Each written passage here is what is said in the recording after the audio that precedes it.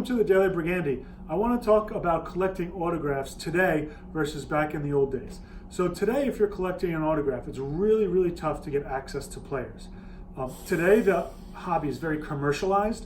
So a lot of players, they're told, you're not supposed to sign for fans, maybe during a game on the side, but they really keep fans away from the players, especially when they're traveling or they're at hotels or outside the stadium or something. But back in the day, you had access to players and celebrities. It was a totally different world.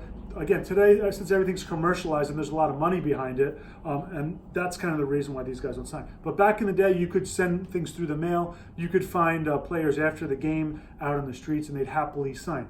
But again, there wasn't a lot of value attached to something like that, so it was a very different world. So let's take a look at some items we have here.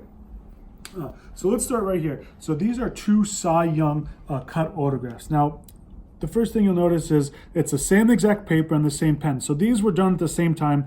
From my experience, you can see the back, it's an index card, and so is the other one. So from my experience I'm gonna guess that this was done through the mail. Someone sent Cy Young in circa 1950, he died in 1955, so circa 1950, these two were sent in the mail together, and he signed them with the same pen on the same medium for a collector and sent it back. Now let's go down to this one. So this is the same type of thing. This is Frank Sinatra.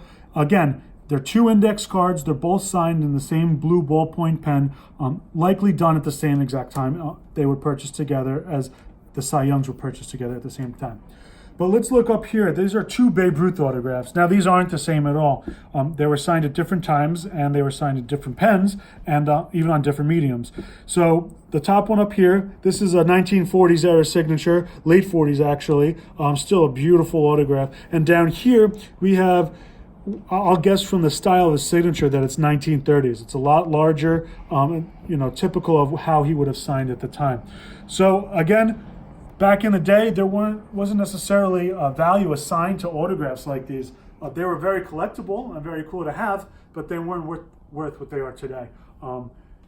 We like to collect all this stuff, even the new stuff. I mean, again, it is commercialized, but you're not going to be able to get to Aaron Judge. But that's why there's companies like ours who get them from the companies who sign them directly. Another thing I love about these old autographs, you can read their names. They took pride in their penmanship. Today, it's it's a different world as we've come to see with modern autographs. Thanks for watching the Daily Brigandy. Have a great weekend.